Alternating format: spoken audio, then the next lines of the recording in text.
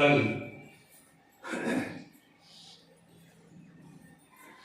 की कथा जहाँ तक शुरू किया था हमने उसी से आगे चलेंगे। कल आप भक्तों ने सबसे पहले भक्ति के बारे में सुनना चाहा था, तत्पश्चात भारत जी का चरित्र हमने चर्चा किया था। अभी आप अयोध्या से पधारे पूज्य दिव्यानंद जी महाराज की सरस कथा सुन रहे। आज गुरुदेव जी को प्रणाम करके कथा में शुरू करता हूं। गुरुर्ब्रह्मा गुरुर्विष्णु गुरुर्देवो महेश्वर गुरुः साक्षात् परब्रह्म तस्मै श्री गुरुवे नमः। अखंडमंडलाकारं व्याप्तं येन चराचरं यत्पदं दर्शितं येन तस्मै श्री गुरुवे नमः। अज्ञानतिमिरान्धस्य ज्ञानाञ्जन शलाकया चक्षुरुन्मीलितं येन तस्मै श्री गुरुवे नमः। ब्रह्मानन्दं परमसुखदं केवलं ज्ञानमूर्तिं द्वन्द्वातीतं गगनसदृशं तत्त्वमस्यादिलक्ष्यम् एकं नित्यं विमलं अचलं सर्वदी साक्षिभूतं भावातीतं त्रिगुणरहितं सद्गुरुं तं नमामि। प्रेम से बोलिए सद्गुरुदेव भगवान की जय, सच्चिदानंद भगवान की जय।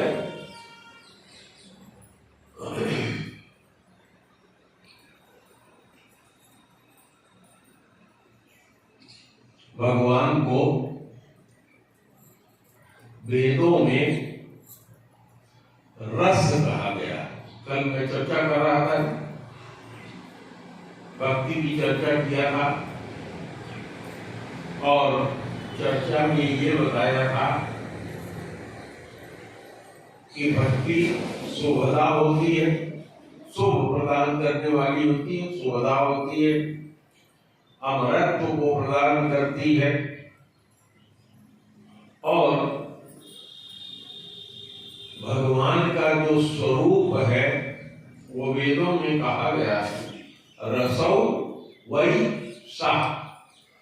जो परब्रह्म परमेश्वर है, जिसको ब्रह्म कहते हैं, जिसको परमेश्वर कहते हैं और जिसको भगवान कहते हैं, वो क्या है? रसौ, रस है। और रस को क्या करते हैं? पीते हैं। रस को तो पिया जाता है, न उसमें गुठली होती है न उसमें छिलका होता है, मुंह से लगाते हैं, पी लेते हैं। लेकिन भगवान की कथा रूपी रस को हम किससे पीते हैं? कर्ण रंध्र से, कानों के रास्ते से।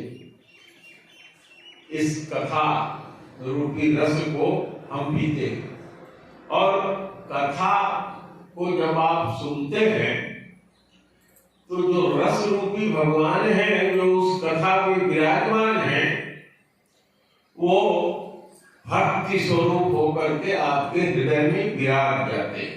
इसीलिए श्रीमद् भागवत के प्रारंभ में कहा है कि जैसे ही जीव भगवान का ध्यान करता है, भगवान श्री कृष्ण हृदय में आकर के विराज जाते हैं। और जिसके हृदय में भगवान हरि विराज जाते हैं तो उनका काम क्या है? चोरों के चोर कहे जाते हैं। वो धरती पे जो पैदा हुए, माखन चोरी से लेकर के माखन तस्कर तक उनका नाम कहा जाता है। तो भगवान जब हृदय में आ जाते हैं तो धीरे धीरे जीव की जो वृत्ति होती है, प्रवृत्ति होती है, उसका जो पाप होता है, उसको चुराने लगते हैं। आप समझ नहीं पाएंगे और धीरे धीरे भगवान आपकी प्रवृत्तियों को चुराने लग जाते हैं। इसीलिए जो लोग कथा में, सत्संग में आते हैं, उनका मन धीरे धीरे परिवर्तित होने लगता है। उसका कारण क्या है? कारण यही है कि भगवान हरि हरण करते हैं। भगवान शंकर प्रसन्न होकर के संसार का सुख, भोग और मुक्ति देते हैं। माता पराम्बा भगवती, जो भगवान श्री कृष्ण की बहन है, वो भोक्ति और मुक्ति देती। लेकिन भगवान श्री हरि क्या देते हैं? साक्षात अपना धाम दे देते हैं, अपने जैसा बना लेते हैं। जीव का जितना कलेश है सब हरण कर लेते हैं। तो कल भक्ति के बारे में थोड़ी सी चर्चा हमने किया था और भक्ति के लिए गोस्वामी जी का वो दोहा भी सुनाया था। भगत स्वतंत्र सकल गुण खानी, अबिनु सत्संगन पावनी प्राणी। आज भी महाराज जी ने सुनाया, बिनु सत्संगन हरि कथा, अत्यहि बिन मोहन भाग। अमोह गए बिनु राम पद, होई न दृढ़ अनुराग। अब आप सोच रहे होंगे कि गुरु जी कह रहे हैं बिनु सत्संग न हरि कथा, तेहि बिनु मोह न भाग। ये मोह क्या है? मोह को भी गोस्वामी जी ने लिखा। कई चौपाइयों में आप सुनते हैं, काम क्रोध मद लोभ सब नाथ नरक के पन, सब परिहरि रघुवीर ही, भजहु भजहि यही सन। लेकिन सुनते हैं, प्रयास भी करते हैं, लेकिन क्या होता है? निरंतर सत्संग जब नहीं मिलता तो ये भजन क्या होता है? निरंतर नहीं होता। एक दिन होगा, 20 दिन का अंतर हो जाएगा, फिर एक दिन जगेगा, उस दिन थोड़ा कर डालेंगे, फिर अंतर हो जाएगा। तो ये कैसे होना चाहिए? निरंतर होना चाहिए। भगवान का जो भजन है, मुझे बचपन से इस बात को जानने का शौक था। मैं तो अपने से जानता हूं, मैं खोजता रहता था कि ये भजन होता क्या है। तो किताबों में देखा भजन की पुस्तक, तो उसमें नाना प्रकार के गाना या कविता लिखी रहती है। तो समझ में नहीं आता था कि ये भजन है कि भजन कुछ और है। धीरे धीरे सत्संग की तरफ प्रवृत्ति हुई। संतों से पूछने पर भी कोई ऐसा नहीं मिलता था जो निर्धारित कर दे कि यह भजन है क्या, भजन का स्वरूप क्या है। लेकिन वह समय उदय हुआ 2005 में, जब परम पूज्य गुरुदेव भगवान से यहाँ मुलाकात हुई।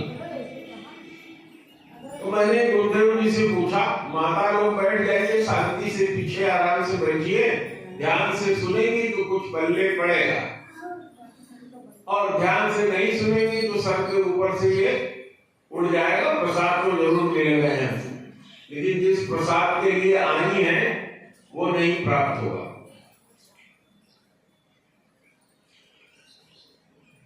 तो गुरुदेव से मैंने पूछा, महाराज लोग कहते हैं भजन करो, सत्संग करो, भजन करो, ये भजन होता क्या?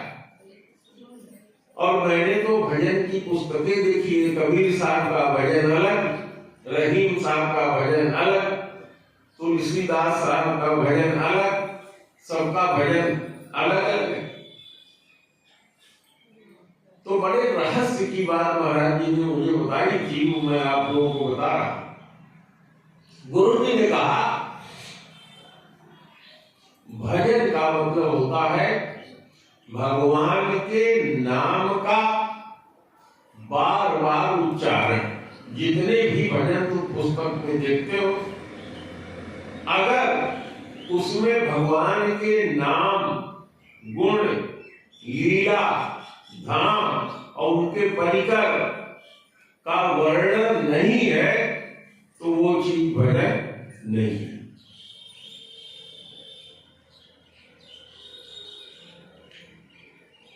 कबीर साहब ने कहा,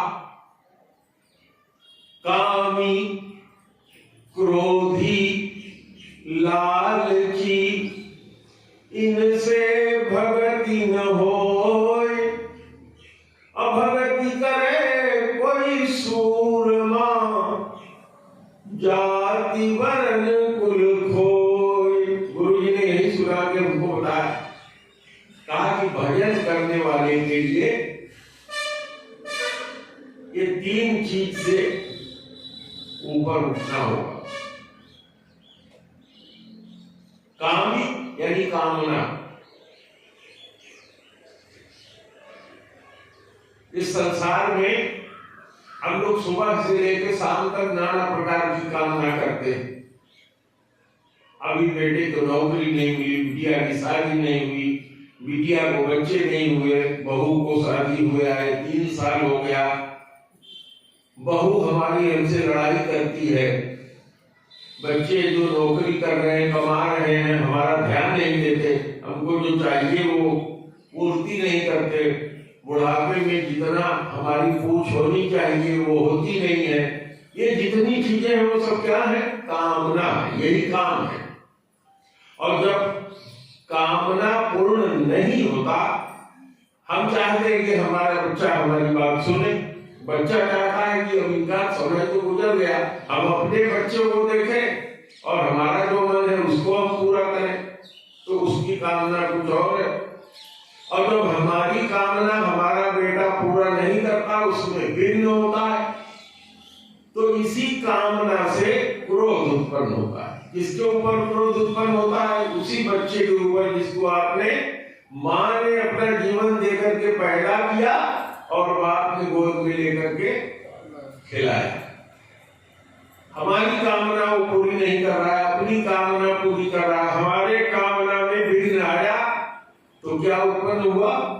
क्रोध। कामना ही जड़ है और उसी से क्रोध उत्पन्न हुआ। और जब क्रोध उत्पन्न हुआ तो बुद्धि क्या हो गई? निर्णय नहीं कर पाती है। और जब बुद्धि निर्णय नहीं कर पाती है तो जो भाव मन के अंदर उत्पन्न होता है उसको कहते हैं मोह। निर्णय न ले पाना। गोस्वामी जी ने अरण्य कांड में लिखा है, काम क्रोध मद लोभ सब सकल मोह कर धार। आप लोगों ने कभी नदी देखा? किसी नदी में गए होंगे? अयोध्या तो गए होंगे। अयोध्या जी में सरयू जी में जब स्नान करने जाते हैं तो आपको दिखाई पड़ता है कि उसमें कई तरखा चलता है। जब आप गोंडा की तरफ से पुल से जाते हैं तो उस पर जाके देखिए तो एक धारा ऐसे चल रही है, उस धारा के बाद फिर पानी कम है, फिर दूसरी धारा तेज मिलती है, फिर तीसरी धारा तेज मिलती है, और एक अंतिम धारा आजकल जो हो गई है बिल्कुल सरयू जी की अंतिम धारा एकदम अयोध्या के नगर से सटी बह रही है तेज से। जरा सा पैर चूक जाए तो क्या होगा, उसमें बह जाएंगे। तो गोस्वामी जी यही समझाते हैं कि जो नदी की तुलना हमने आपसे किया, अभी बताया, तो उसमें जितनी धाराएं हैं, जितनी तरखा है, एक काम की तरखा है, उसी से उत्पन्न होने वाले क्रोध की तरखा है, धारा। क्रोध उत्पन्न होने में अभिमान उत्पन्न होता है?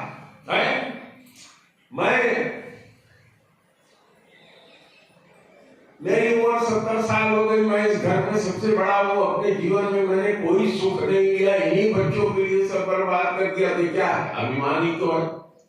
तो उससे अभिमान उत्पन्न होता है। तो यही सब जो चीजें होती हैं, ये सम्मिलित होकर के इन्हीं को क्या कहा जाता है? मोह कहा जाता है। और जीव की प्रवृत्ति क्या होती है?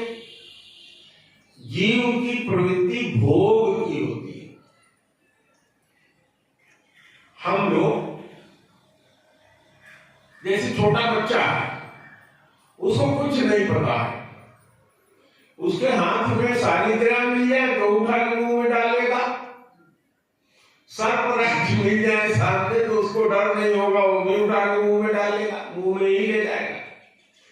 गंदगी मिल जाए उसको भी मुंह में डालेगा। एक चीता जा रहा होता है, उसको भी वो पकड़ लेते हैं, ऐसे उसके चलना देख के ऐसे मार के उसको भी उठा के मुंह में ले लेते हैं। देखा होगा सब आप लोगों ने, अब किया भी होगा, अपना तो याद नहीं रहता। तो जन्म से ही जीव की प्रवृत्ति भोग की होती है, पेट भरने की। भोग माने पेट भरना, भोजन। देखो सुबह जी को नींद आ रही है हमारे साथ में। गोस्वामी जी लिखते हैं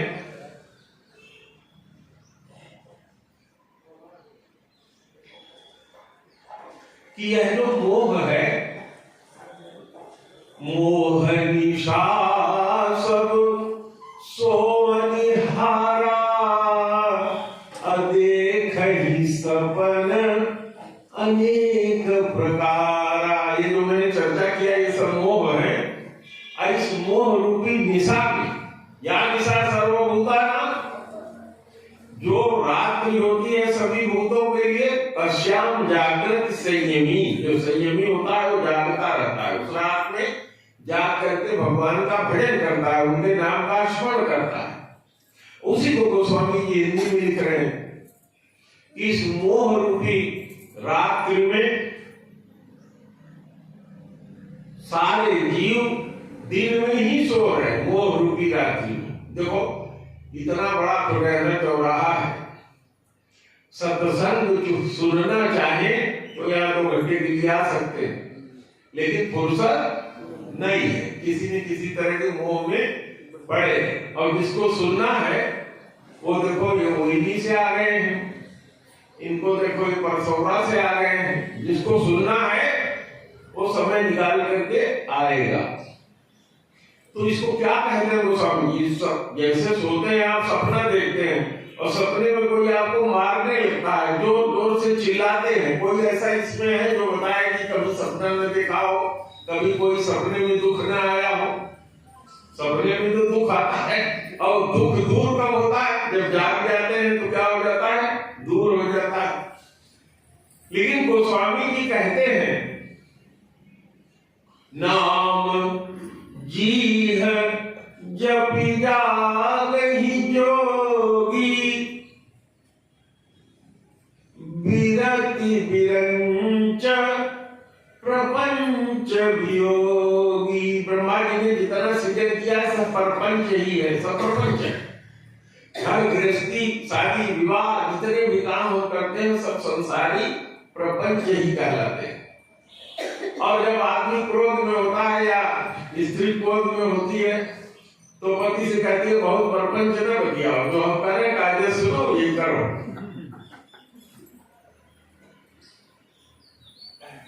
तो प्रपंच, जीव की चार अवस्था होती है। हम लोग मनुष्य जो हैं इनके अंदर चार तरह की अवस्थाएं होती हैं। सुषुप्तावस्था, जिसको हमारा भला कैसे होगा इसकी जानकारी नहीं है। आजकल भला क्या कहते हैं लोग, भले भला के बारे में क्या जानते हैं आजकल कलयुग में? मातु पिता बालक ही बुलावहीं, और उदर भरे सो रीति सिखावहीं। आज कलयुग के माता पिता कहते हैं कि बड़ा लायक है जो बहुत कमाता है, और कहीं एक लड़की को तुम्हारा हर समय सेवा में रहता है, क्या करे, उसको कोई नौकरी मिला नहीं तो मजबूरन सेवा कर रहा है, मजबूरन सेवा कर रहा है, क्योंकि हमारे से उसका काम चलेगा इसलिए मजबूरन हमारे साथ है। लेकिन पुराने लोग क्या बताते थे? पुराने लोग कहते थे कि केवल उदर भरना तो पशु भी कर लेता है, जो सुअर होता है उसको भी भगवान ने खाना दिया है, उसको भी पत्नी मिल जाती है, उसको भी संसार मिलता है, और उसको चराने वाला मनुष्य भी मिल जाता है, पालने वाला। देखे हो कि नहीं देखे? तो जब उसको मिल जाता है तो जो मनुष्य है, चाहे स्त्री योनि में चाहे पुरुष योनि में, भला उसको प्राप्त नहीं होगा, अवश्य प्राप्त होगा। तो जिसमें भगवान का नाम हो, भगवान का नाम, भगवान का नाम क्या है? महापवित्र है। भगवान के नाम को संसार की कोई प्रपंच, संसार की कोई वस्तु अपवित्र नहीं कर सकती है। भगवान का एक नाम लेना आपके करोड़ों पाप को क्या कर देता है? दूर कर देता है। तो जिसमें भगवान का नाम हो, भगवान का गुण हो, भगवान का यश हो, भगवान की लीला हो, उसको अगर आप दोहराते हैं तो क्या होता है? वही भजन होता है। इसके अतिरिक्त जितनी चीजें हैं वो भजन नहीं है। इसीलिए जब आप गुरु के पास जाते हैं तो गुरु आपको नाम दान करता है। क्या नाम दान करता है? गुरु कह देगा हरे कृष्ण कृष्ण कृष्ण हरे हरे, हरे राम राम राम हरे हरे। उसने नाम दान दे दिया। अब किसी नाम रूपी रस्सी को आप पकड़ के भवसागर से पार हो जाओ, करना आपको पड़ेगा। इस नाम को बार बार दोहराना आपको पड़ेगा। तो जब जीव अचेत अवस्था में होता है तो उसको कहते हैं सुषुप्तावस्था। और जीव जब सुषुप्तावस्था से थोड़ा सा ऊपर उठता है, सुषुप्तावस्था का उदाहरण लीजिए। एक दिन हमने, हमारे यहाँ एक शिष्य आए थे, उनसे हमने कहा चौराहे में चले जाओ, मेरे लिए थोड़ा परवल, थोड़ी मूली, अदरक और धनिया ले आना। गए, बुला दिए। उनसे मैंने पूछा भैया उसके दुकान पर क्या क्या सब्जी थी, कौन कौन लोग थे वहां? अब ये हमें पता नहीं, आपने कहा था कि अदरक ले लेना, धनिया ले लेना, परवल ले लेना, मैं वही लेके आया, और तो कुछ हमने देखा ही नहीं। तो ये अवस्था क्या है? सुषुप्तावस्था। बैठे यहाँ है, सोच घर के रहे हैं, आंखें बंद हो जाएगी। गोस्वामी जी ने रामचरितमानस लिखते हुए क्या कहा?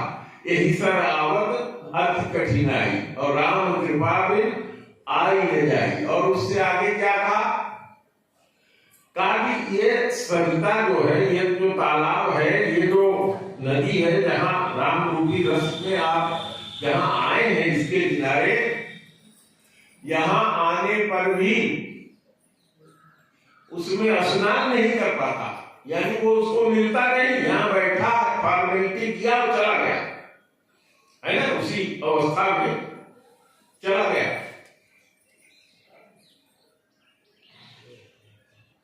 आगे उसके कहते हैं गृहकारज नाना जंजाला अकेयति दुर्गम शैल विशाला।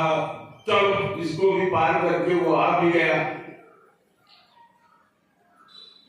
तो उसको क्या होगा, जो ये मोह है तो ग्रस्त कर दिया उसको, तो इस सरिता के किनारे इस हाल में आने के बाद भी वो मज्जन नहीं कर पाता। मज्जन माने स्नान करना, इसमें अवगाहन करना, इसको प्राप्त करना। सुसुप्तावस्था में आया, सुसुप्तावस्था में बैठा रहा और सुसुप्तावस्था में ही निकल के चला गया। दूसरी अवस्था को कहते हैं स्वप्नावस्था। रात को जब आप सोते हैं, मोह निशासन सोव निहारा आदि कई सपन अनेक प्रकार सपन जो देखते हैं वो स्वप्नावस्था। और तीसरी अवस्था होती है जागृत अवस्था। तो ये जागृत अवस्था कैसे आई? जो गुरु ने गुरु मंत्र दिया है, हरे कृष्ण कृष्ण कृष्ण हरे हरे, हरे राम राम राम हरे हरे।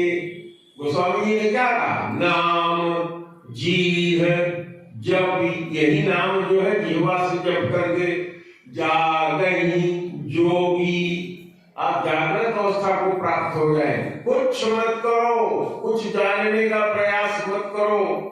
जैसे गुरु ने कह दिया है कि तुमको ये नाम दिया हूं 16 माला, इसको जपो, जपते रहो, जपते रहो, जपते रहो, जपते रहो। यही नाम ही आपको जागृत कर देगा, सारा ज्ञान भगवान के बारे में आपको दे देगा, जागृत अवस्था प्राप्त हो जाएगी।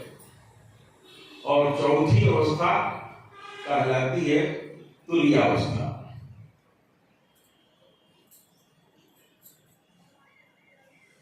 संसार का जो प्रथम जीव है वो कौन है? ब्रह्मा।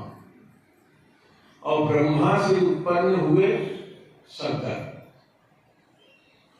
शंकर जी हमेशा तुरीयावस्था में रहते हैं, इन तीनों अवस्थाओं से ऊपर। तुरीय का मतलब क्या होता है? हर समय भगवान के ध्यान में लीन, संसार और किसी चीज का कोई ध्यान नहीं, भगवान का ही ध्यान। गोस्वामी जी क्या लिखते हैं? नमामि शमीशान निर्वाण रूपम विभुम व्यापकम ब्रह्म वेद स्वरूपम। इस तरह से भगवान शंकर की स्तुति करते हैं और कहते हैं तुरीयम।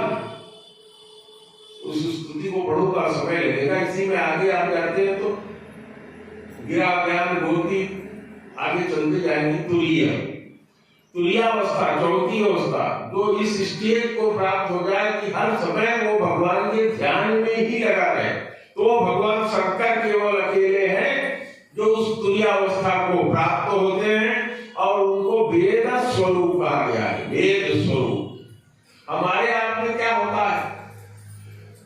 हमारे आप में ये होगा कि तीन गुणों से हम लोग बने, सतोगुण से, रजोगुण से और तमोगुण से।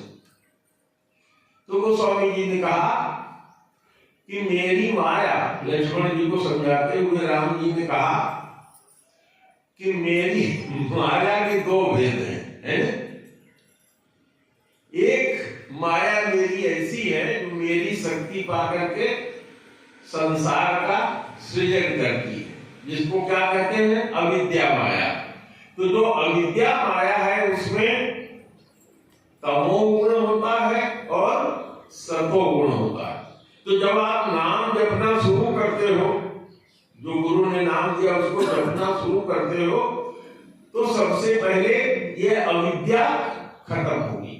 अविद्या, जो अविद्या, रजोगुण, रजोगुण माने भोग की प्रवृत्ति, सतोगुण अंधेर की प्रवृत्ति, सुसुप्तावस्था में रहने की प्रवृत्ति, ये स्वतः आपके शरीर से दूर हो जाएगा। इससे ज्यादा खोल के बताया नहीं जा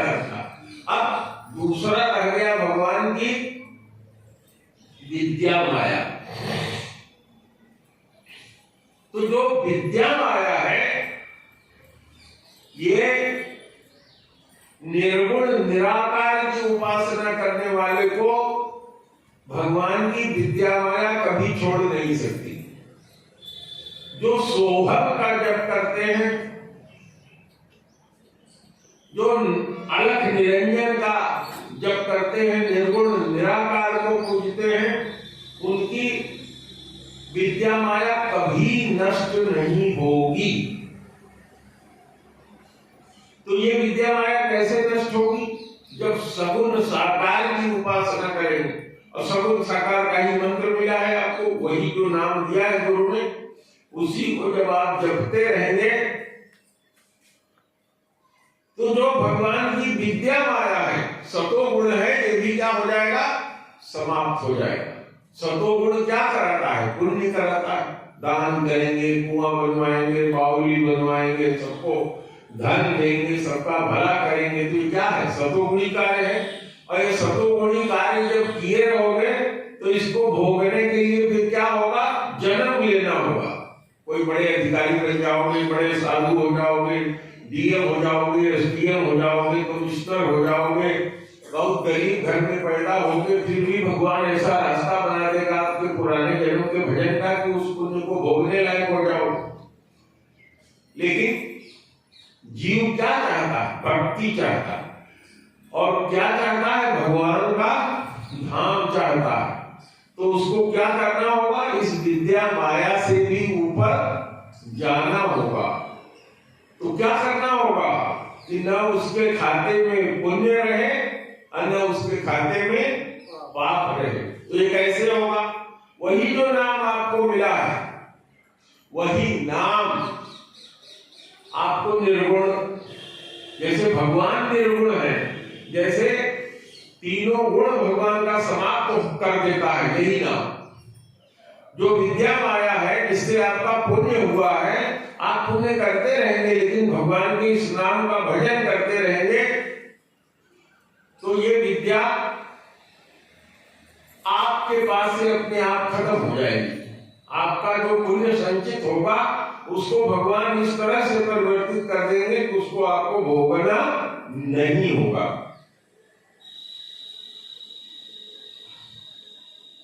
अब इसको जानेगा कौन? इसको जानेगा वही जो इसको करेगा। जैसे कोई गूंगा हो, उसको गुड़ खिला दो और उससे पूछो कि भाई ये कैसा था, तो वो उनको करेगा, बता तो नहीं पाएगा। जो गूंगे मीठे फल को रस अंतर्गत ही भाव है, परम स्वाद सब ही सुनिरंतर अमित दोष उपजाव है, अमन वाणी को अगम अगोचर सोई जाने जो पावे। भगवान तो मन और वाणी से अगम है, मन और वाणी से वहां आप जा नहीं सकते, मन से कल्पना भी नहीं कर सकते भगवान, और वाणी से उसका वर्णन नहीं कर सकते। लेकिन यही वाणी जो भगवान ने दिया है, अभी महाराज की कथा करते हुए कह रहे थे, शब्द शब्द ब्रह्म, तो जो आपको शब्द जो गुरु ने दिया है, हरे कृष्ण कृष्ण कृष्ण हरे हरे, हरे राम राम राम हरे हरे, आपके उस जो आपने पुण्य किया है उसको भी इस तरह से कन्वर्ट कर देगा। जब आप करेंगे तब जानेंगे, जब करोगे उसको तभी जानोगे। और ऐसे कोई आपको बता दे, मैं भी बता नहीं सकता, मैं जानता हूं। जब आप भक्ति करना शुरू करेंगे, जब आप काम क्रोध लोभ मोह से दूर होंगे, तो आपके अंदर स्वयं इतनी अंदर शक्ति उत्पन्न होगी कि आप महसूस करोगे कि अरे मैं तो बदल गया। भगवान हरि ने हमारी बहुत सी चीजों को हर लिया, आपको पता ही नहीं। हरि अरयते पापम, हरि ने पाप को संभाल लिया। तो चलिए, तो अगर जो कोई भी भक्ति भक्ति करना चाहता है। क्या करना चाहता है? भक्ति। कल हमने भक्ति को बताया था, जैसे गन्ना है, गन्ना ही बीज होता है और गन्ने में रस होता है। रस से क्या बनता है? गुड़ बनता है और गुड़ से ही खांड बनता है, खांड से ही शक्कर बनता है और उसी से मिश्री बनती है। तो इसी तरह से एक के बाद दूसरा, दूसरे के बाद तीसरा, तीसरे के बाद चौथा, पांचवा, छठवां, सातवां, मिश्री की अवस्था तक भगवान का ये जो नाम है यही पहुंचा देगा। आंख पकड़ेगा आपका, वो वहां तक पहुंचा देगा। तो भक्ति करने वाले को किसी भी अभिलाषिता उसके अंदर नहीं होनी चाहिए। अगर कोई भक्ति करना चाहता है, भक्ति करना बहुत आसान भी है और बहुत कठिन भी है। कहूं भगति पथ कौन प्रयासा, योग न जप न तप न व्रत न उपवासा।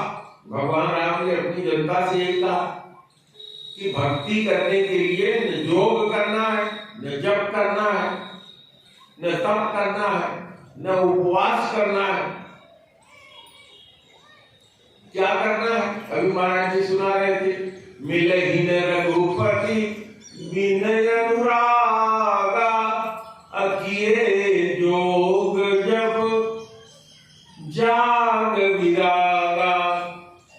जैसे गन्ना होता है, गन्ने के अंदर क्या है? रस है। उसी तरीके से रस को निकाल के जब आप कढ़ाई में खौलाते हैं तो धीरे धीरे गाढ़ा होता है, शांत होता है। शांत होने के बाद गुड़ बन जाता है, खांड बन जाता है। वही खांड और परिशुद्ध होकर के मिश्री हो जाती है। इसी तरह से भगवान का नाम जपने से आदौ श्रद्धा ततो साधु संगो अर्थ भजन क्रिया। सबसे पहले आदौ माने प्रारंभ में सबसे पहले क्या उत्पन्न होती है? श्रद्धा उत्पन्न होती है।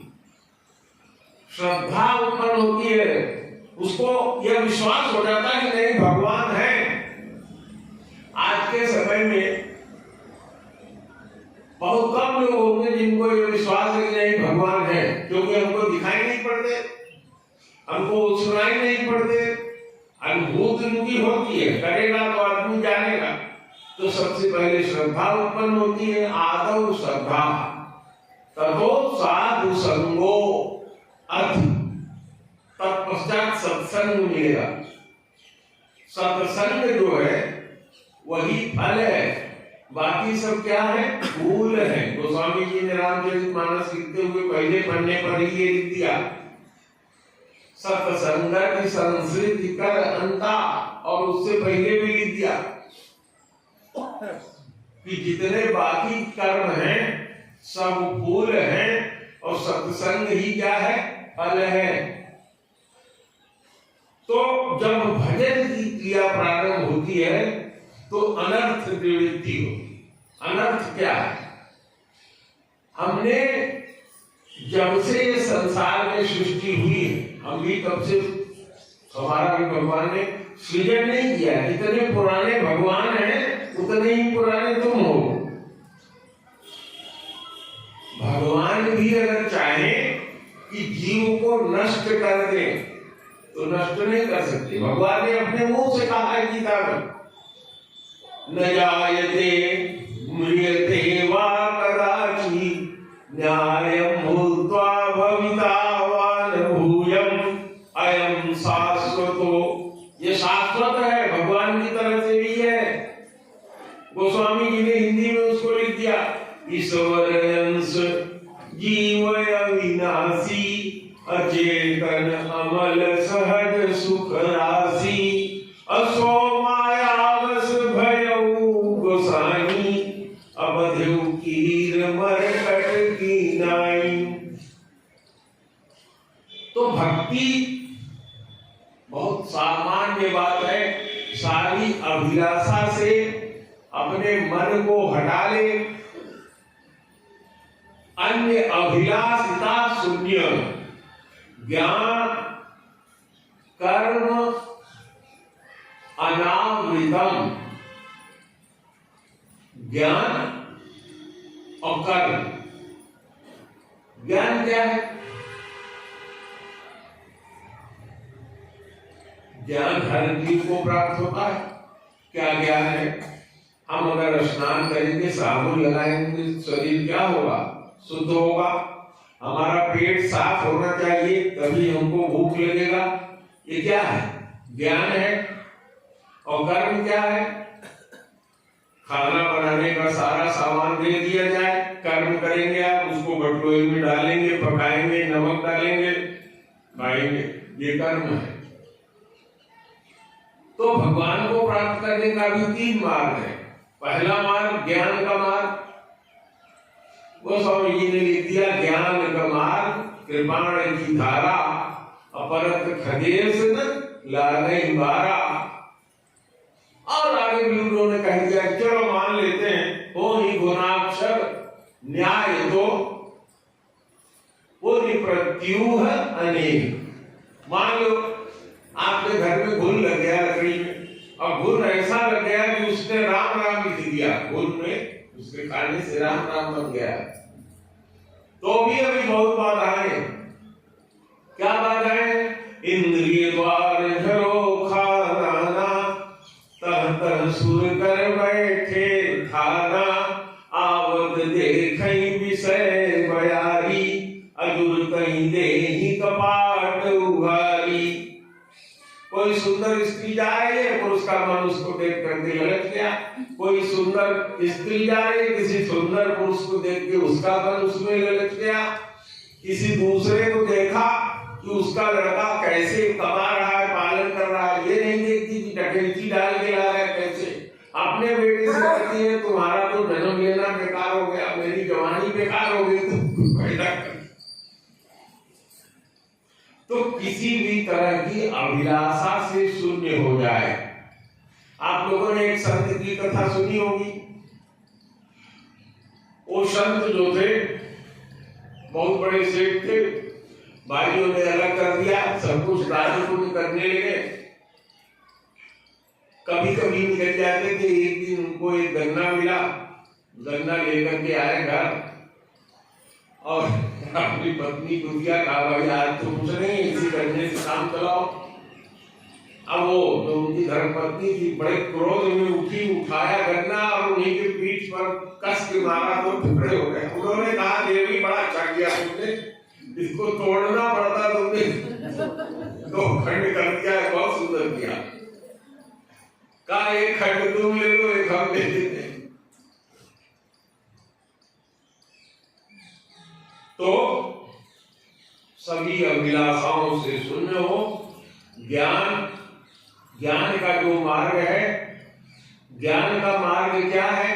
सबसे पहले समता की स्थिति हो जाना, दम, अपने इंद्रियों पर नियंत्रण करना, ममता का नाश कर देना, सभी तरह से अपने ऊपर कंट्रोल स्थापित कर लेना। ये 4 चीजें जिसके अंदर होगी वही ज्ञान के मार्ग पर चलेगा। यहाँ तो मन 1 मिनट भी स्थिर नहीं है, भगवान की कथा सुनने आए, मन दौड़ रहा है कहीं और, तो पात्रता ज्ञान की नहीं। अब आ जाएगी कर्म। कर्म भी क्या है? कर्मकांड। कर्मकांड क्या है? हवन कराने गए, तो हवन कराने के लिए भी 6 चीजों की आवश्यकता होती। पहले तो हवन कराने वाला आपका जो विद्वान पुरोहित हो, वो सुंदर साइज बताए कि इतने समय पर हवन होना चाहिए, फिर वो जगह बताए किस जगह ये हवन होगा। तीसरी चीज, हवन करने वाला जो है उसका जितना भी इनकम है बहुत शुद्ध और पवित्र होना चाहिए, उन्हें मेहनत की कमाई होनी चाहिए। चौथा, जो ब्राह्मण बैठ करके आपका हवन कराए उसके द्वारा मंत्र का उच्चारण शुद्ध होना चाहिए। और 5वां, सब कुछ पूर्ण हो जाने के बाद अंतिम स्थिति तक सारा कुछ उसी तरह से पूरा होना चाहिए। यह है कर्म का मार्ग। कर्म के मार्ग में बड़ी बाधाएं, वो भी संभव नहीं। अब बचा भक्ति का मार्ग, तो ये सब दोनों छोड़ दो। किसी तरह की अभिलाषा न रखो। जब तक भोग की इच्छा मन में है और मुक्ति की इच्छा मन में है, जब तक मन के अंदर कुछ प्राप्त करने की इच्छा है, संसार में अभी हम आए हैं, अभी हमने ये भोग नहीं किया, अभी मेरा मकान कच्चा है, मेरा पक्का नहीं हुआ, अभी हमको मोटरसाइकिल है, कार नहीं मिली, अभी हमारे पास कार है, हवाई जहाज नहीं है। और जब मोटरसाइकिल हो जाती है तो देखता है एक आदमी कार में जा रहा है, कार में जब देखता है तो कहता है कि वो तो हेलीकॉप्टर से सांसद जी जा रहे हैं। हेलीकॉप्टर हो जाता है तो कहता है तो बहुत कुछ नहीं है, टाटा जी तो पूरा एयर इंडिया के मालिक है, वो होना चाहिए। और ये कभी समाप्त नहीं होती, बढ़ती चली जाती है। तो कहते हैं मुक्ति मुक्ति स्पृहायावत्, मुक्ति और मुक्ति की स्पृहा मन में उसको प्राप्त करने की इच्छा, यावत माने जब तक, यह पिचासी, ये पिचास है। मुक्ति मुक्ति स्पृहायावत् पिचासी हृदि वर्तते, यह पिचासी जब तक हृदय में वर्तमान है, तावत् भक्ति सुखद स्यान्य, तब तक भक्ति उत्पन्न नहीं होगी, नहीं होगी, नहीं होगी।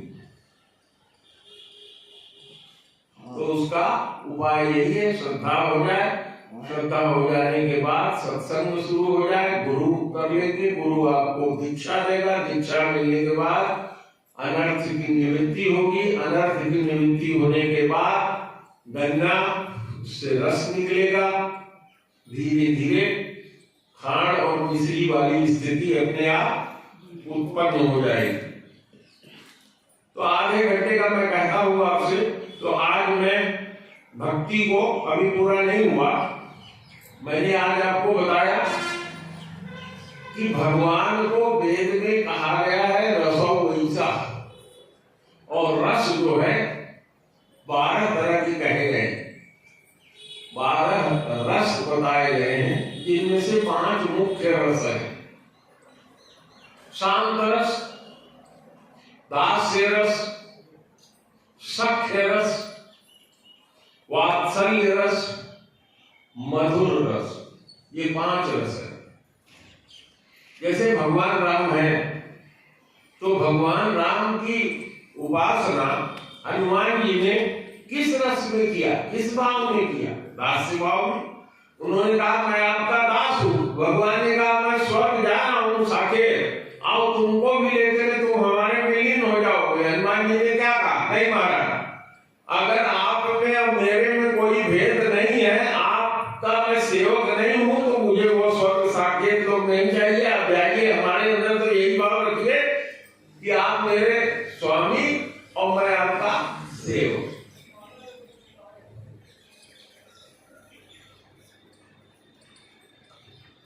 अभी महाराज जी आप लोगों को हो सकता है कल परसों कथा में सुनाएंगे, तो उसमें सुना देंगे, वो सुनाएंगे कि सेवक असेव विभाव बिन भाव में करे उर्गार। और गोस्वामी जी आगे कहते हैं कि बिना मेरे स्वामी की सेवा किए हुए, चाहे सूर हो, चाहे तापस हो, चाहे उदासी हो, तरही नबीन से ए मम स्वामी राम नमामि नमामि नमामि। तो भगवान से, जैसे अब मैं उदाहरण ले रहा हूं, हम लोग किसी के बच्चे हैं, हमारी कोई माँ है, हमारा भी बाप है, हमारे भी बेटे हैं, हमारी भी बहू हैं, तो इसी रिश्ते से मैं आपको ये समझा दे रहा हूं।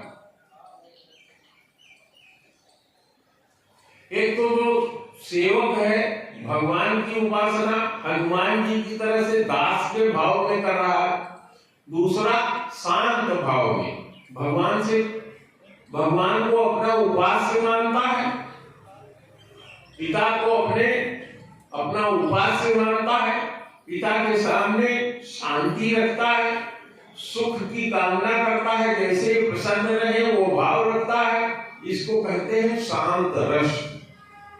तो बहुत से लोग भगवान से रिश्ता इसी तरह का बनाते हैं, शांत रस का। दूसरे लोग दास रस का, दास्य भाव बनाते हैं, और तीसरे सख्य भाव बनाते हैं। भगवान राम भी, अभी महाराज जी सुना रहे थे कि दशरथ जी बुलाते थे खाना खाने के लिए, नहीं आते हैं, नहीं आवे तो जी बाल समाजा। और कौशल्या की जब डंडा लेके दौड़ती है तुरंत चली आती है ना। तो भगवान के जो साथी हैं, जैसे भगवान का गोहराज निषाद उनका मित्र था, तो सखा के भाव से भगवान को प्रेम करता था। जैसे भगवान कृष्ण की उपासना उनके सखा जो गए थे द्वारिका, नाम जानते हैं आप लोग ना, बोलो द्वारपाल सुदामा नाम पाणे सुन छाड़े, राज काज ऐसे जी की गति जाने को द्वारिका के नाथ। याद है? पानी पर रात को हाथ छुयो नहीं, नैनन के जल सो पग धोए, आए महादुख पाए सखा तुम, आई तैन की तै दिन खोए। देखी सुदामा की दीन दशा, करुणा करके करुणा निधि रोए, पानी पर रात को हाथ छुयो नहीं, नैनन के जल सो पग धोए। ऐसे विवाल विवाइन सो पग कंटक जाल लगे पुनि जोए। तो ये सखा का भाव है। कभी सुदामा जी ने भगवान के भाव से उनकी प्रार्थना, उनकी पूजा नहीं किया, सखा मेरे सखा है। इसी तरह से गोहराज निषाद भगवान का सखा है। कहता है गोहराज निषाद दूसरा था, और जो नाविक नाव लेके आया था वो दूसरा था। वो कहता है कि महाराज आपके चरणों की धूल में तो कोई जादू है, और मेरे पास कोई और उपाय नहीं है। आपके चरणों की धूल में ये जादू है कि पत्थर से छुआने से सुंदर नारी हो जाती है, और हमारे पास तो एक नारी है और एक हमारी नाव है, और कहीं आपने छू दिया ये भी नारी हो गई, तो एक को तो बर्दाश्त नहीं कर पा रहा हूं, दो को कैसे मैं रखूंगा। इसलिए जब तक आपका पैर नहीं धोऊंगा, पग पखार जलपान करी आप सहित परिवार, है ना। जब उसने सुनिश्चित कहा भाई, तो दास्य भाव समझ में आ गया, ये भी दास्य भाव था। और जो गोहराज निषाद था, जब भरत जी जाने लगे तो सेना लेके लड़ने के लिए आने लगा, तो उसका भगवान का सखा भाव था। वात्सल्य भाव, राजा दशरथ और माता कौशल्या क्या मानती थी? राम जी को अपना पुत्र मानती थी, माता पिता का भाव था। हम आपके भी पुत्र हैं, वात्सल्य भाव है कि नहीं, है ना। तो ये चौथा भाव जो होता है वात्सल्य भाव होता है। कुछ भक्त जो है लड्डू गोपाल को पाल लेते हैं, जैसे हमने भी पाल लिया, तो हम हमेशा यही मानते हैं कि हमारे छोटे से ये बच्चे हैं। वात्सल्य भाव, उनको सुलाना, उनको खाना खिलाना, उनको भोग लगाना, उनको उठाना, उनको उसी तरह जैसे छोटे बच्चे की सेवा की जाती है उस तरह से उनकी सेवा करना, उत्तरवर, ये एक रिश्ता जोड़ लेना होता है। रिश्ता जोड़ लिया तो ये वात्सल्य रस हो गया। और पांचवा है मधुर भाव। जैसे जितनी गोपियां थी भगवान श्री कृष्ण को सुखी करने के लिए वो जितने नाटक होता था करती थी। भगवान कृष्ण से हमको सुख मिले ये नहीं, भगवान को सुखी करे। तत् सुखी सुखित्वम, तो जिसका यह भाव होता है कि हम ऐसा कार्य करें कि हमारे प्रभु को सुख प्राप्त हो, जब ये भाव भक्त के अंदर आ जाता है तो इस भाव को कहते हैं मधुर भाव। ठीक, जैसे सीता जी की सखियां थी, सीता जी के नगर के जितने लोग थे वो मधुर भाव से भगवान को वहां देख रहे हैं। तो ये 5 मुख्य भाव हैं, ये आगे चल करके गन्ने की रस की तरह से हो जाते हैं और उसकी परिणति जो होती है अंत में मिश्री की तरह से सांद्र होकर के भगवान की प्रेमा भक्ति हो जाती है। भगवान से इतना प्रेम हो जाता है कि जैसे कोई प्रेमी प्रेमिका के बिना नहीं रह पाता और कोई प्रेमिका बिना प्रेमी को देखे बिना नहीं रह पाती, जरा फोन ही से बात कर ले, इस तरह से विरह उत्पन्न हो जाता है। लेकिन गोपियों में ये विरह नहीं था।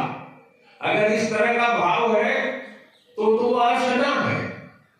भगवान को सुखी करने के लिए जैसे वो प्रसन्न हो वो कार्य करना, ये भक्त का गुण होता है। तो ये कहलाता है मधुर भाव। भगवान की जितनी पत्नियां हैं वो मधुर भाव में नहीं कहलाती हैं। लक्ष्मी जी तपस्या करके मर गई कि हमको गोपी का भाव दे दीजिए, गोपी बना दीजिए, वो गोपी नहीं बन पाई। और वृंदा जी को भगवान शालिग्राम ने कहा तुम्हारे सर पर मेरे चढ़े बिना कोई चीज पवित्र नहीं होगी, अपनी पटरानी बना लिया है ना। तो किस चीज से प्रसन्न होते हैं, क्या भाव उनको अच्छा लगता है। हमारी एक शिष्य यहाँ बैठी है, बहुत बढ़िया सुनाती है, आप सब लोग भी सुने कि भगवान को क्या अच्छा लगे और क्या कब खराब लग जाए वही जाने। गोपियों की व्यथा सुन करके वो कभी लौट के नहीं आए और गीधराज जटायु मर गए तो उनको गोदी में लेकर के आंसू बहा रहे हैं। और अपने बाप का मरना सुना तो कभी उनको आंसू नहीं आया, राम जी को आया कहीं रोए, कहीं नहीं रोए। तो अब ये 5 मुख्य भाव हैं। इसी तरह से रस, यही रस कहलाते हैं, गन्ने का रस। इसके बाद यही रस जब अन्य तरह से भी मिल जाते हैं, जैसे हाथ से। अब भगवान के साथ, कृष्ण जी के साथ खेलने वाले श्री रामा और बहुत से थे सब, वो हाथ से रस में भगवान को घोड़ा बना देते थे, उनके ऊपर बैठ जाते थे, कहते थे चलो घोड़ा बन करके टोक टोक सबको लेकर के चलो। करुणा का भाव, रौद्र भाव, भगवान राम ने रौद्र रूप धारण कभी नहीं किया, सबके प्रति वो दया भी रखते। गोस्वामी जी कहते हैं कि भगवान राम का ये स्वभाव है कि जीव जितने भी बार भगवान को गाली देता है उसको वो नहीं देखते, जितने बार उनका नाम लिया रहता है उसको 100 बार वो याद करते और उसके अवगुण को भूल जाते हैं। वीर रस, भयानक रस, विभत्स रस और अद्भुत, ये 7 ऐसे हैं जो इन्हीं 5 के साथ मिलकर के रस बनाते हैं। और भगवान की जो भक्ति है वो क्या है, रस स्वरूप है। इसीलिए श्रीमद् भागवत के 3रे श्लोक में यही कहते हैं कि यह भागवत क्या है, रस ही रस है। तोते की ठोर से छू जाने के कारण और ये मीठा हो गया है। पिबत भागवतम रसम, इस रस को भर भर के पीते जाओ, कभी इससे मन नहीं भरेगा और वही रस आपको भगवान से मिला देगा। तो आज भक्ति पर यही समाप्त करते हैं। अब भरत जी की भी बात करेंगे हम लोग। कल कहां तक सुनाया था हमने, सारी आरती मुदित उठ धाई, द्वारहि भेंट भवन लई आई। कल आरती की जब बात आई थी और मैंने यहाँ आरती के लिए कह दिया था, जैसे यहाँ चौपाई में मैं आरती पढ़ने लगा, एक शिष्य कोई बैठे थे, कहे हाँ गुरु जी आरती का मामला तैयार है। तो आज वहीं से मैं शुरू कर रहा हूँ और वहीं समाप्त कर दिया था। केकई जी जैसे भरत जी पहुंचते हैं तो आरती सजा करके बहुत प्रसन्न होकर के दौड़ते हुए उनका आरती करने के लिए जाती हैं, और अभी वो अपने उनके दरवाजे नहीं पहुंचे कि वो आरती करने के लिए पहुंच जाती या चली जाती है वहां। लेकिन भरत जी की निगाह क्या है? भरत दुखित परिवार निहारा, मानहु तुहिन बनज बनुमारा। जैसे पाला जब पड़ जाता है तो पाला पड़ने पे तुलसी जी सूख जाते हैं, आपने देखा है।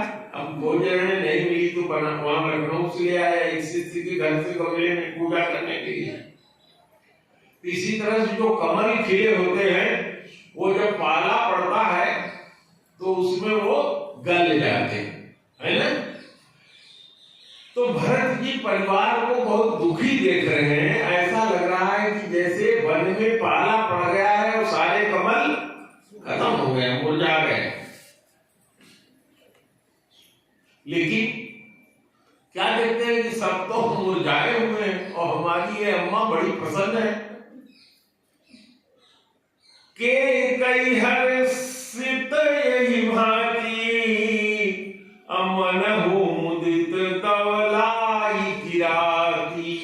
अब तो जंगल रहा नहीं, लेकिन पुराने जमाने में जंगलों में जो भिलनिया जो शिकार करके अपना जीवन यापन करते थे, तो वो क्या करती थी, दाव लगा के बैठ जाती थी। जैसे अभी भी आपने देखा होगा, कोई गिलहरी कहीं है, कुछ खा रहा है, तो गिलहरियां जो होती है ऐसे बैठी रहती है, चूहे को देखी डूबती है, फट से उसको उसने पकड़ लिया, है ना। इसी तरह से गिलहरी को भी ये बिल्ली इत्यादि जो होती है जोर से झपट करके पकड़ लेती है, दाव लगा देती है।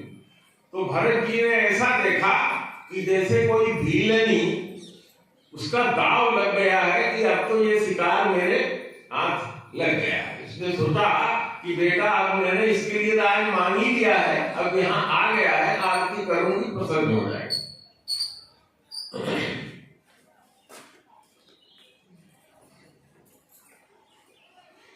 अब केकई ने जब उनके चेहरे की तरफ देखा तो भरत जी के चेहरे पर बहुत उदासी।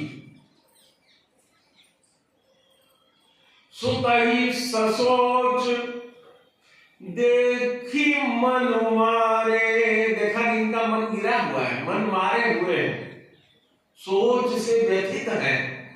केकई ने देखा, आरती करने गई है लेकिन उसकी निगाह भरत पर पड़ी तो क्या देखती है कि सोच वश है, मन उनका गिरा हुआ है। लेकिन वो क्या कहती है, अब पूछती नहीं है कुशल हमारे। आरती नहीं कर रही है, पूछती है, हे भैया हमारे नैहर में हमारे बाप भाई सब लोग ठीक से तो हैं, पूछती नहीं है कुशल हमारे। अब भरत जी ने कुशल बहुत छोटे में एक दो लाइन में समझा दिया माता को। सकल कुशल कही भरत सुनाई। अब उसके तुरंत बाद पूछी निज कुल कुशल भलाई। का तो अपने नैहर का पूछ ली, हमारे यहाँ के कुल की भलाई क्या है, कैसे लोग हैं बताओ। तो देखिए केकई कैसे बताती।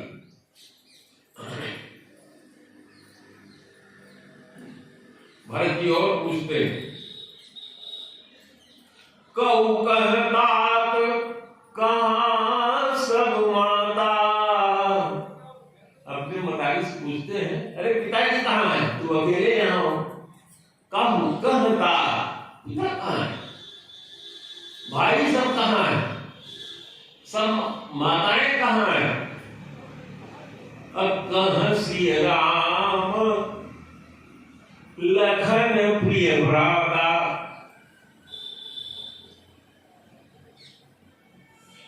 अब केकई इतना सुन करके क्या उसका व्यवहार है, शब्दों में सुनिए। सुन सुत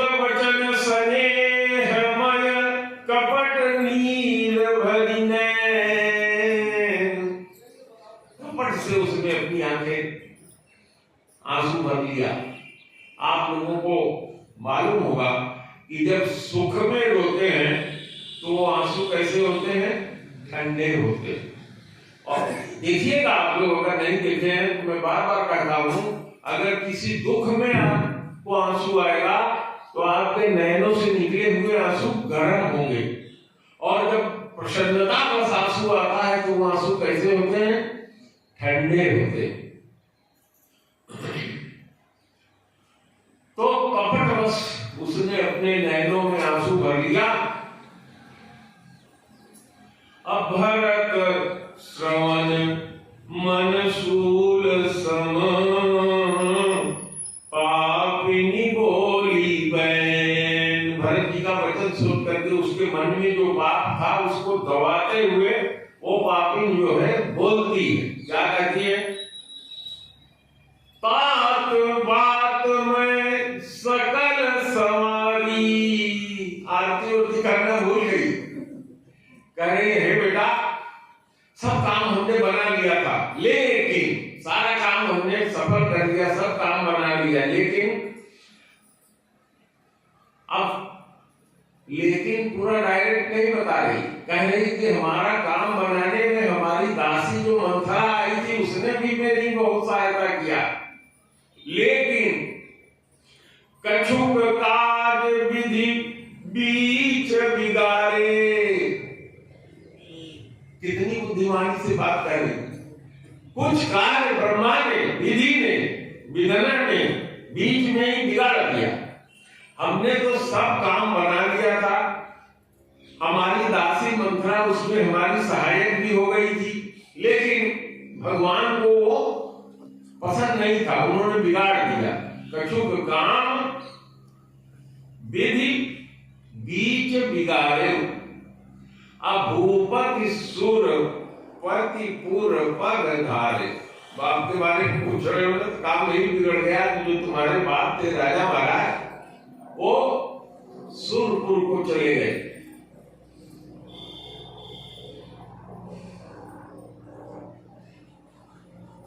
अब इसको सुन करके भरत जी के अंदर इतना दुख उत्पन्न हुआ, ऐसा लग रहा है कि जैसे बाल टूटने से पाका उत्पन्न होता है, बाल टूटता है तो बलकोड़ होता है, फिर की कोड़ा।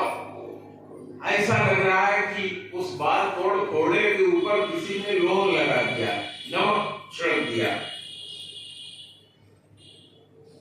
और भरत जी चिल्ला चिल्ला के रोने लगते। तात तात हा तात पुकारी, अपरे भूमि तल व्याकुल भाई। भूमि तल धरती पर सुन के पिताजी नहीं रहे, एक पिताजी कहते हुए धरती पे गिर गए।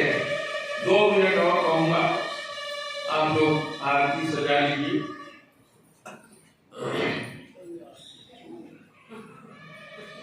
पिताजी को देख नहीं पाए हैं, इसलिए दुख में कहते हैं, चलत न देखन पायऊ तोहि, अतातन राम ही सौंपे मोहि।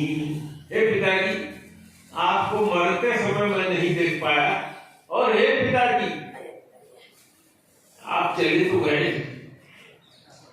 लेकिन आपने मेरा हाथ बड़े भाई राम के हाथ में नहीं पकड़ाया, मुझको उनको नहीं सौंपा। फिर थोड़ा सा धीरज धरते हैं, उठते हैं, फिर पूछते हैं कि हे महतारी, मेरे बाप मरे क्यों? मरने का कारण क्या है? बहुर धीर धरि उठे सवारी, कहो कि तुमर नहीं तुम है कारी। अंतिम बार माँ कह रहे हैं उनको, हे माँ, पिता मरे क्यों ये बताओ। अब इसके बाद भरत कभी माँ नहीं कहते उनको। सुन सुत बचन कहत के कई, अमरम पोछी जनु माहुर दही।